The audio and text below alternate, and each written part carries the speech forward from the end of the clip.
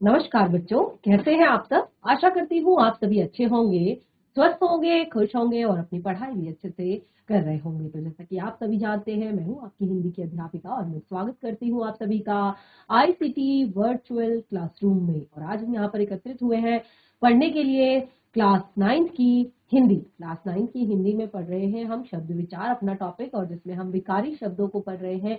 और विकारी शब्दों के अंतर्गत जो हमारे यहाँ पर टॉपिक है वो है विशेषण। तो देखिए, आप सभी ने विशेषण की परिभाषा और उसके भेदों को यहाँ पर जान लिया है कि कितने भेद होते हैं। तो अभी तक हम यहाँ पर विशेषण के 2 भेद पढ़ चुके हैं। सबसे पहला भेद हमने पढ़ा था विशेषण में गुणवाचक विशेषण। दूसरा हमने यहाँ पर पढ़ा था परिमाणवाचक विशेषण। परिमाणवाचक विशेषण के भी 2 भेद मैंने आपको बताए थे, निश्चित परिमाणवाचक विशेषण और अनिश्चित परिमाणवाचक विशेषण। उसके बाद जो हमने पढ़ा था वो हमारा था संख्यावाचक विशेषण, और उसमें भी मैंने आपको बताया था कि उसके भी 2 अलग अलग भाग होते हैं। क्या? निश्चित संख्यावाचक और अनिश्चित संख्यावाचक विशेषण। तो देखिए, हमने इस तरह से यहाँ पर विशेषण अपना टॉपिक पढ़ा, और विशेषण में विशेषण की परिभाषा मैंने इस तरह से आपको बताई कि विशेषण किसे कहते हैं। तो यहाँ पर कुछ जो एग्जाम्पल थे वो मैंने पहले आपको दिए ताकि आप लोग समझ पाए कि जो ये अंडरलाइन किए गए शब्द हैं, क्योंकि आप सभी को परिभाषा, जैसे मैंने आपको बताया कि आपको परिभाषा हमेशा याद रहती है, लेकिन जब आपको एग्जाम्पल पूछे जाते हैं, उदाहरण पूछे जाते हैं कि ये कौन सा आपका विशेषण है या इनमें से विशेषण कौन सा है, तो तब आप कंफ्यूज हो जाते हैं। तो इसीलिए मैंने एग्जाम्पल देकर ही यहाँ पर पहले क्लियर किया है। कुछ शब्द मैंने आपको यहाँ पर बताए हैं और उनको अंडरलाइन किया है, और उन्हीं में से मैंने आपको यहाँ पर बताया है कि विशेषण क्या है। तो देखिए, हमने यहाँ पर बताया जो संज्ञा और सर्वनाम की विशेषता को बताते हैं उन्हें विशेषण कहते हैं। संज्ञा आप सभी को पता है किसे कहते हैं, सर्वनाम आप सभी को पता है किसे कहते हैं। तो उसी की विशेषता बताने वाले, जैसे मैंने बताया कि हिमालय ऊंचा पर्वत है, समुद्र बहुत विशाल है, यह किताब अच्छी है। तो इस तरह से कुछ एग्जाम्पल, जैसे ऊंचा, विशाल तथा अच्छी, ये सब क्या है, विशेषता को बता रहे हैं। तो उसी के आधार पर हमने उसे कहा विशेषण। विशेषता बताने के आधार पर ही हमने उसे बताया विशेषण। ठीक है, तो ये थी हमारे विशेषण की परिभाषा, और मैं आशा करती हूँ कि अब तक तो आपको ये बहुत अच्छे से क्लियर हो चुकी होगी। आगे बढ़ेंगे। विशेषण के प्रकार। तो विशेषण के कितने प्रकार होते हैं वो मैंने यहाँ पर आपको बताया। तो उससे पहले मैंने यहाँ पर आपको बताया कि विशेषण का जो प्रकार है पहला, वो है गुणवाचक विशेषण। गुण क्या होता है? गुण यानी कि इसमें आ जाता है किसी भी व्यक्ति वस्तु का आकार, उसका रंग, उसका स्वाद, उसकी आकृति, उसकी बनावट आदि। ठीक है, उसमें क्या आता है, किसी भी व्यक्ति वस्तु का रंग, आकार, आकृति, बनावट, स्वाद, ये सारी चीजें क्या है, गुणवाचक विशेषण के अंदर आती है। जैसे देखिए, मैंने यहाँ पर आपको एग्जाम्पल बताया था कि गांधी जी सत्याग्रही थे, आम मीठा है। सत्याग्रही, गांधी जी के अंदर एक क्वालिटी है, एक गुण है कि वो क्या है, सत्याग्रही है, अर्थात सदैव सच बोलने वाले हैं। और आम कैसा होता है? आम एक मीठा फल है। उसके बाद देखिए, यहाँ पर कुछ और एग्जाम्पल मैंने बताए, जैसे घोड़ा काले रंग का है, गंगा पवित्र नदी है। घोड़ा काले रंग का है, काले, घोड़ा काले रंग का है। तो जो काला शब्द है ये भी यहाँ पर आपका विशेषण का काम कर रहा है। गंगा पवित्र नदी है, गंगा पवित्र नदी है, पवित्र शब्द भी आपका विशेषण है। तो इस तरह से मैंने काफी सारे यहाँ पर सबसे पहले आपको एग्जाम्पल बताए, और उसके बाद मैंने आपको बताया कि जो आपके गुण, रंग, स्वाद, ठीक है, जो किसी व्यक्ति या वस्तु के रूप, गुण, आकार, रंग, स्वाद आदि का बोध कराते हैं, ऐसे शब्द। ठीक है, तो क्योंकि कंफ्यूज बिल्कुल नहीं होना है कि कौन सा गुणवाचक है, कौन सा संख्यावाचक है, कौन सा परिमाणवाचक है, कौन सा आपका निजवाचक है। ठीक है, इसमें आपने कंफ्यूज नहीं होना है, इसीलिए ये इतने सारे एग्जाम्पल मैं आपको बता रही हूं। यहाँ पर बिल्कुल भी आपने कंफ्यूज नहीं होना है इन शब्दों में। तो इस तरह के जो भी शब्द होंगे जहां पर आपको रूप बताया जाएगा कि वो सुंदर है, वो मेहनती है, ठीक है, जैसे गुण बताया जाएगा, मेहनती है, सत्याग्रही है, ईमानदार है, ठीक है, या गुस्सैल है, ये भी हम कह सकते हैं। गुण में दोष भी आपके आ जाते हैं, गुण दोष, कि वो गुस्सैल है, बहुत क्रोधी है, ठीक है, या वो चिड़चिड़ा है, ठीक है। तो गुण दोष सारे आ जाते हैं। गुस्सैल भी अगर लिखा होगा तो वो भी आपका क्या होगा, गुण होगा, और वो भी गुणवाचक विशेषण के अंतर्गत ही आएगा। ठीक है, आकार की बात है कि ये बहुत ऊंचा है, ये बहुत बड़ा है, ठीक है। रंग की बात आती है, काला है, सेब लाल है, संतरा पीला है, ठीक है, ये ऐसी चीजें, ये सब भी गुणवाचक विशेषण के अंतर आती है। स्वाद, मीठा, खट्टा, नमकीन, कसैला, ठीक है, कड़वा, ये सब क्या है, स्वाद है, ये भी आपके गुणवाचक विशेषण के अंतर्गत आते हैं। तो जब इस तरह के शब्द आते हैं सारे, जो आपके गुणों को दर्शाते हो, जो आपके स्वभाव को दर्शाते हो, जो आपके आकार, आकृति, बनावट, रूप की बात करते हो, स्वाद की बात करते हो, वो सारे शब्द आपके गुणवाचक विशेषण के अंतर्गत आएंगे। ठीक है, उसके बाद हमने यहाँ पर जो दूसरा अगला पढ़ा था, वो हमने पढ़ा था परिमाणवाचक विशेषण। तो परिमाणवाचक में मैंने आपको बताया था, परिमाण का अर्थ होता है मात्रा। तो अब जो भी ऐसे शब्द होंगे जो किसी भी वस्तु की परिमाण यानी कि मात्रा, माप तोल का बोध कराएंगे, 1 kilo, 2 kilo, 4 kilo, 5 kilo, 1 metre, आधा मीटर, 1 किलोमीटर, 2 किलोमीटर, ये सब क्या है, परिमाण है, माप तोल है, माप है कि यहां से यहां की दूरी कितने किलोमीटर की है, ये कपड़ा कितना मीटर है, ये चीनी कितने किलो है, ये सेब कितने किलो है, ये केले कितने दर्जन है। तो ये सब क्या है, माप तोल, जहां पर किलो, दर्जन, मीटर, किलोमीटर, लीटर आदि ये भी जितने भी शब्द आएंगे, ये सारे शब्द आपके क्या होंगे, परिमाणवाचक विशेषण होंगे। परिमाण अर्थात मात्रा, वाचक अर्थात बताने वाला, विशेषण अर्थात विशेषण जो विशेषता बताता हो। ऐसा विशेषण जो मात्रा को बताता हो वो है परिमाणवाचक, माप तोल को बताता हो वो है परिमाणवाचक। एग्जाम्पल देखिए, मैंने शुरुआत हमेशा एग्जाम्पल से ही की है ताकि आपको यही चीजें क्लियर करनी है यहाँ पर। तो 4 मीटर, 1 किलो, 5 किलो, ये सारे शब्द जितने भी हैं, ठीक है, थोड़ा या बहुत, ये सारे शब्द आपके परिमाणवाचक है, मात्रा को बता रहे हैं, क्वांटिटी को। अगर मैंने कहा बहुत पानी है तो ये भी एक मात्रा ही है, बहुत पानी, ठीक है। फिर इसी तरह से मैंने यहाँ पर इसकी परिभाषा आप लोगों को बताई कि जो शब्द किसी वस्तु की माप तोल को बताता है उसे परिमाणवाचक कहते हैं। तो अब ये लास्ट 2 सेशन से रिवाइज कर रहे हैं, अब जाकर मुझे लगता है कि आप लोगों को अच्छे से ये टॉपिक क्लियर हो ही चुका होगा। तो इस तरह से 2 हमने यहाँ पर जो भेद है, जो पार्ट्स है, वो हमने इसके बताए, क्योंकि हमने कहा परिमाण कहीं पर तो हमने फिक्स बताया है, यानी कि कहीं पर हमने मात्रा को फिक्स किया है कि 2 किलो चीनी, 1 किलो चावल, 4 मीटर रस्सी, 1 मीटर धागा, आधा मीटर कपड़ा, तो हमने वहां पर मात्रा, परिमाण, मापतोल फिक्स दिया है। तो उसको हमने यहाँ पर बताया निश्चित परिमाणवाचक, यानी कि जो निश्चित मात्रा का बोध कराते हो।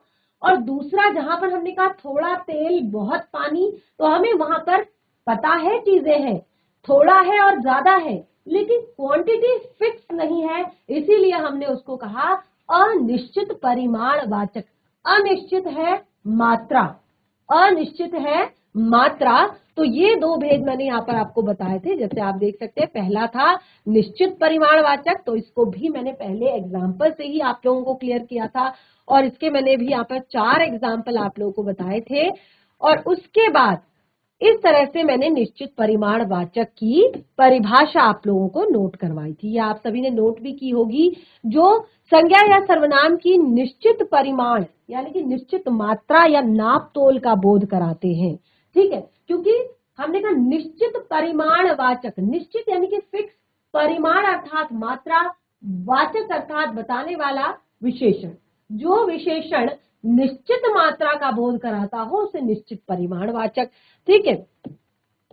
उसके बाद इसके जस्ट अपोजिट हमने पढ़ा अनिश्चित परिमाण वाचक, और इसमें देख सकते हैं आप इसी तरह के कुछ एग्जाम्पल मैंने लिए, जैसे कुछ, बहुत, थोड़ा, ठीक है। अब यहाँ पर चीजें तो हमें दिखाई दे रही है लेकिन मात्रा, क्वांटिटी फिक्स नहीं है, नापा नहीं है, माप तोल क्लियर नहीं है, इसलिए अनिश्चित। कुछ सब्जियां, अब नहीं पता कि गोभी कितने किलो है या गाजर कितने किलो है, टमाटर कितने किलो है, जो पत्तियां हैं ये कितने किलो है, ये जो फ्रूट्स रखे हुए हैं ये कितने किलो है, सारी चीजें रखी हुई है लेकिन किसी की भी हमें फिक्स क्वांटिटी मात्रा पता नहीं है, ठीक है। इसीलिए हमने कह दिया कुछ सब्जियां। तो कुछ शब्द में बता रहा है कि सब्जियां हैं लेकिन कितनी है ये नहीं बता रहा है, फिक्स नहीं कर रहा है कि इतनी है, 1 किलो है, 2 किलो है, 5 किलो है, ऐसा फिक्स नहीं बताया जा रहा है। तो बिल्कुल जहां पर हमने कहा कि हमें निश्चित मात्रा का बोध नहीं होता है, ठीक है, किसी निश्चित मात्रा का बोध हमें नहीं होता है तो उसे हम अनिश्चित परिमाणवाचक कहते हैं, ठीक है। उसके बाद नंबर 3 हमारा था संख्यावाचक विशेषण। संख्यावाचक विशेषण जो है ये हमने पढ़ा था। संख्यावाचक विशेषण लास्ट सेशन में ही मैंने स्टार्ट किया था आप लोगों के लिए, और जिन जिन बच्चों ने नोट किया होगा, मैं देख पा रही थी कि काफी सारे बच्चे लास्ट सेशन में नोट डाउन भी कर रहे थे। तो देखिए संख्यावाचक, संख्या का अर्थ होता है नंबर। संख्या का क्या अर्थ होता है? नंबर, यानी कि आप अंक भी कह सकते हैं, ठीक है, नंबर यानी कि अंक भी कह सकते हैं। तो देखिए हमने कहा संख्यावाचक, जो संख्या वाचक अर्थात बताने वाला, जो संख्याओं को बताता है, नंबर्स को बताता है। जैसे हमने कहा मेरे पास 5 पेंसिल है, मेरे पास 5 पेंसिल है, 1 2 3 4 5, मेरे पास 5 पेंसिल है। देखिए हम इसे क्यों पढ़ रहे हैं? क्योंकि ये जो हमारा टॉपिक है, ये टॉपिक है हमारा शब्द विचार। टॉपिक क्या है? शब्द विचार। और हम अलग अलग तरह के शब्दों को इसमें पढ़ रहे हैं, संज्ञा शब्दों को पढ़ रहे हैं, सर्वनाम शब्दों को पढ़ रहे हैं, क्रिया शब्दों को पढ़ रहे हैं, विशेषण शब्दों को पढ़ रहे हैं। तो अब देखिए आपको पता है विशेषण तो होता है लेकिन इसके शब्द कौन कौन से होते हैं, यही चीजें क्लियर करने के लिए इतना छोटा सा जो ये टॉपिक है ये इतना अच्छे से मैं आपको क्लियर कर रही हूं। 5 पेंसिल, ठीक है, 5 पेंसिल मैंने आपको बताई, तो 5 शब्द है, आपको संख्या बता रहा है, नंबर बता रहा है। 3 बंदर, 3 बंदर, ठीक है, ये भी क्या कर रहा है? संख्या बता रहा है। अब इसी में कुछ एग्जाम्पल इस तरह के भी हैं, आप देखेंगे बहुत। अब देखिए बहुत शब्द जो यहाँ पर यूज किया गया है ये कुछ डिफरेंस, एक तरह से अलग है, इसमें कुछ डिफरेंस है उनसे। जैसे कि हमने कहा 2 लड़के, अब देखिए हमने यहाँ पर कहा 5 पेंसिल, 3 बंदर, 2 लड़के, जिसमें 5 3 2, साफ तौर पर हमें पता चल रहा है 5 3 2, ये क्या है? नंबर्स हैं। लेकिन ये आप देख रहे हैं ये यहाँ पर नंबर नहीं है, यहाँ पर भी बताया है कुछ फूल है, बहुत फूल है, लेकिन नंबर नहीं बताया है, फिक्स नहीं किया है, क्लियर नहीं किया है। तो जिस तरह से पहले तो हम संख्यावाचक की परिभाषा बताएंगे, जो संज्ञा या सर्वनाम की संख्या का बोध कराते हो उन्हें संख्यावाचक, क्योंकि वो संख्या नंबर्स को बता देते हैं। अगर मैं कहूंगी कि मेरे पास पेंसिल है, मेरे पास पेंसिल है तो केवल संज्ञा है, लेकिन मेरे पास 5 पेंसिल है तो 5 शब्द जो है वो संख्यावाचक है, नंबर बता रहा है, संख्याओं को बता रहा है। ठीक है। तो किसी भी संज्ञा या सर्वनाम की संख्या का बोध कराने वाले शब्दों को संख्यावाचक विशेषण कहा जाता है। अब आपने यहाँ पर देखा कि कुछ में तो हमने नंबर्स को क्लियर किया है, बिल्कुल क्लियरली यहाँ पर आपको बताया है कि 5 पेंसिल है, 3 बंदर है और 2 लड़के हैं। लेकिन फूलों के लिए हमने कह दिया कि बगीचे में बहुत फूल हैं, बगीचे में बहुत फूल हैं। इसी के आधार पर हमने इसको भी 2 भेदों में बांटा है। यानी कि एक जगह हमने देखा कि हमें जो है नंबर जो है फिक्स किए गए थे, क्लियर बताए गए थे कि कितने नंबर है। ठीक है, 2 है, 5 है, 3 है, 10 है, 12 है। लेकिन एक जगह पर हमें नंबर फिक्स नहीं किया गया था, तो उसी के आधार पर इसे भी 2 भागों में बांटा। जैसे एक को कहा निश्चित संख्यावाचक, एक को कहा निश्चित संख्यावाचक जिसमें नंबर क्लियर हो जाते हैं, जिसमें नंबर्स जो है क्लियर हो जाते हैं। जैसे हमने कहा 2 हिरन घूम रहे हैं। आप देख रहे हैं कि चित्र में 2 हिरन घूम रहे हैं। बिल्कुल नंबर्स जो है यहाँ पर दिए गए हैं, संख्या बताई गई है। हिरन क्या है? संज्ञा शब्द है।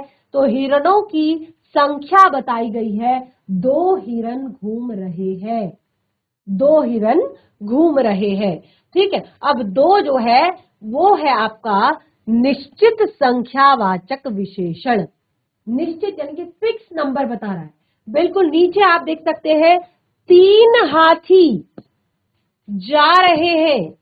3 जो 3 शब्द लिखा है ये भी आपकी संख्याओं को फिक्स कर रहा है, बिल्कुल क्लियर कर रहा है कि 3 हाथी जा रहे हैं।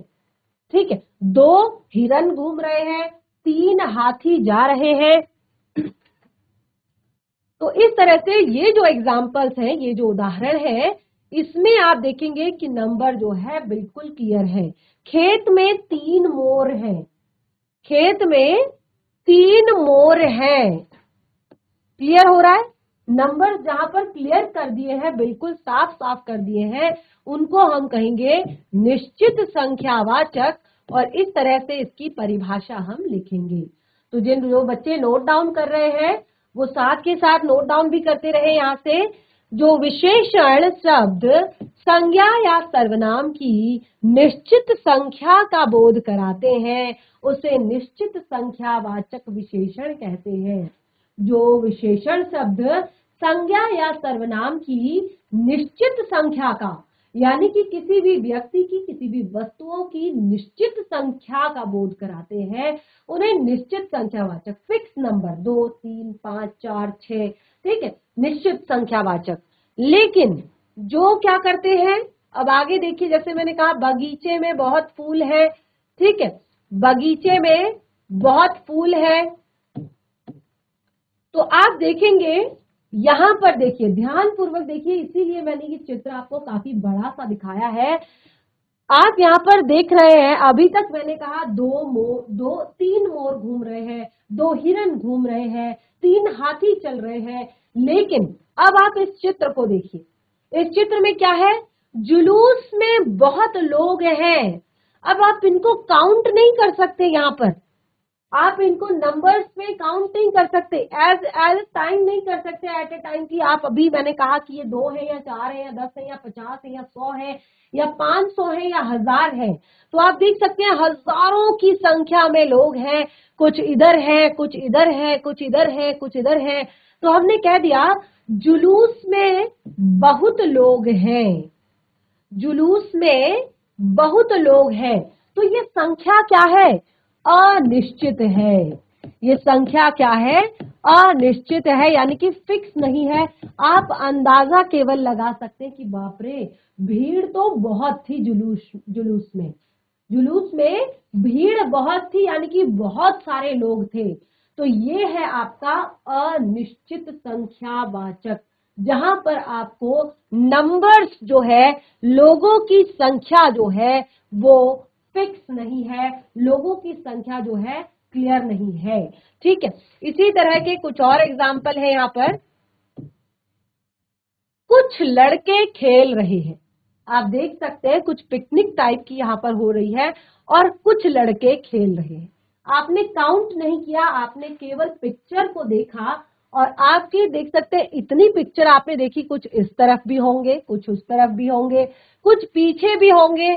तो हमने कहा कि कुछ लड़के खेल रहे हैं, कुछ लड़के खेल रहे हैं, यानी कि हमने काउंट नहीं किया। हमारे जो नंबर है कि टोटल कितने बच्चे हैं ये हमने यहाँ पर फिक्स नहीं किया। हमने कहा कुछ लड़के खेल रहे हैं, तो ये भी अनिश्चित संख्यावाचक है, यानी कि यहाँ पर भी हमें नंबर्स जो है क्लियर नहीं है, संख्या जो है निश्चित नहीं है।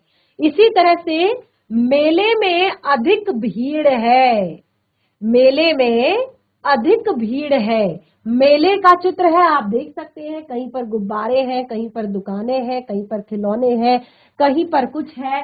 तो मेले का जो सीन है उसमें भी आप काउंट नहीं करेंगे, आप कहेंगे कि बहुत भीड़ है, बहुत अधिक भीड़ है, ठीक है, भीड़ अधिक है, ऐसा आप कहेंगे। आप काउंट नहीं करेंगे। तो जहां पर आपने अधिक शब्द कह दिया, भीड़ कहा और उसके बाद अधिक कहा,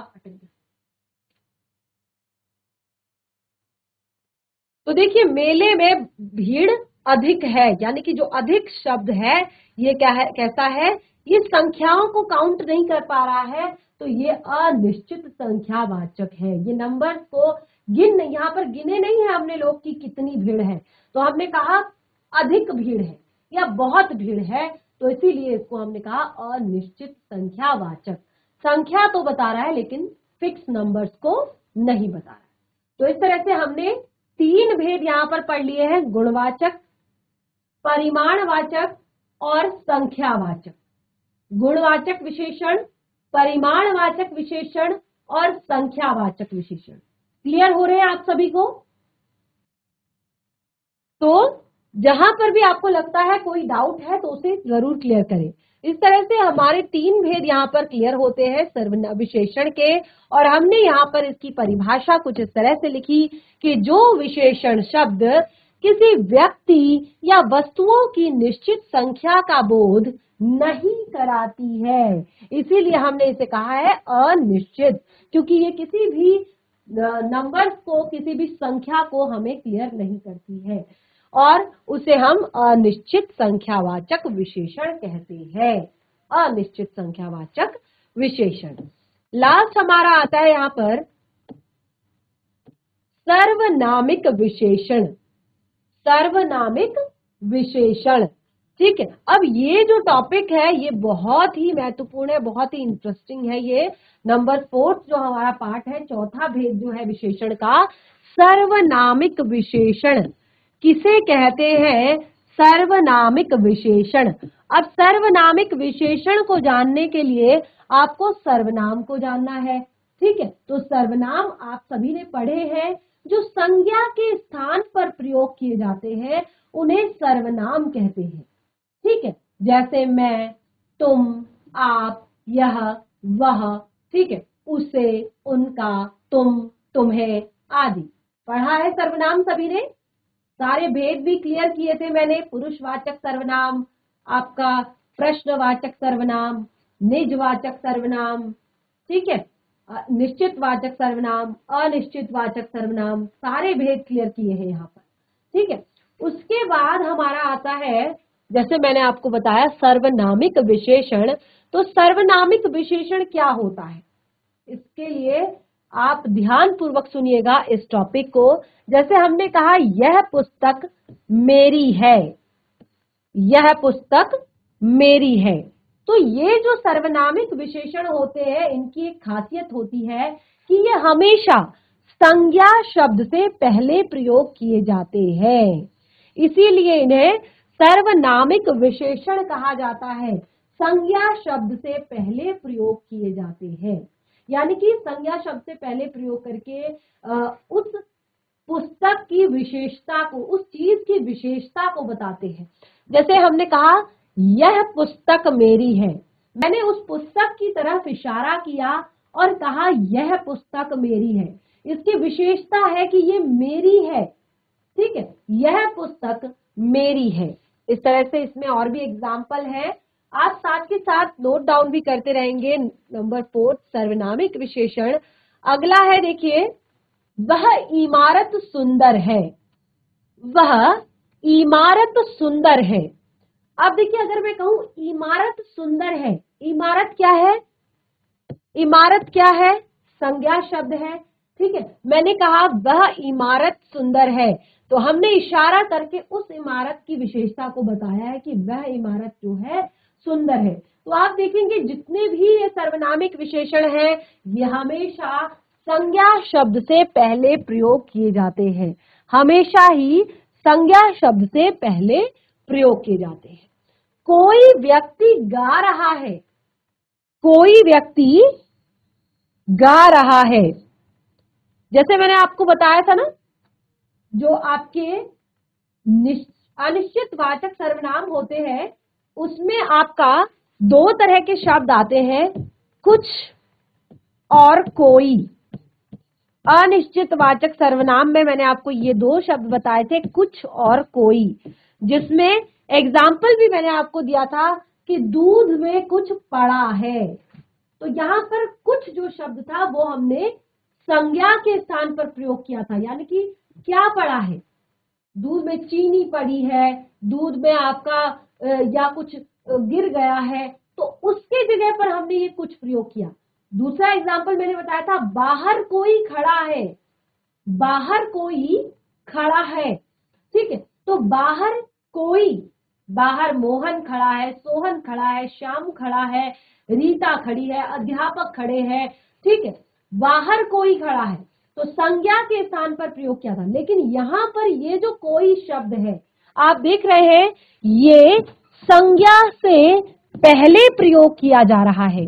वह इमारत सुंदर है, कोई व्यक्ति गा रहा है, ठीक है। तो यहां पर आप देखेंगे कि ये जो आपके सर्वनामिक विशेषण है, इसको हम कैसे समझेंगे? तो सर्वनामिक विशेषण को हम समझेंगे कि आप देखेंगे उपरोक्त वाक्यों में, 3 वाक्य मैंने यहां पर बताए आपको, 3 वाक्य मैंने यहां पर बताए आपको। यह पुस्तक मेरी है, वह इमारत सुंदर है, कोई व्यक्ति गा रहा है, ठीक है। क्या क्या एग्जाम्पल दिए? यह पुस्तक मेरी है, वह इमारत सुंदर है, कोई व्यक्ति गा रहा है।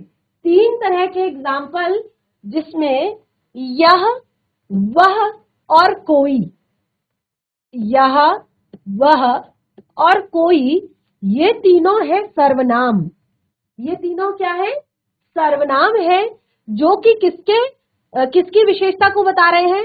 पुस्तक की, इमारत की और व्यक्ति की। अतः कहा जा सकता है कि जो सर्वनाम विशेषण के रूप में प्रयुक्त होते हैं, जो सर्वनाम विशेषण के पूर्व प्रयुक्त होते हैं, जो सर्वनाम विशेषण के रूप में प्रयुक्त होते हैं, देखिए संज्ञा के पूर्व लिखे जाते हैं और विशेषण का काम करते हैं, उन्हें हम कहते हैं सर्वनामिक विशेषण। उन्हें हम क्या कहते हैं? सर्वनामिक विशेषण। तो इस तरह से यहां पर हमने चारों के चारों जो पार्ट्स हैं विशेषण के, वो क्लियर कर दिए हैं।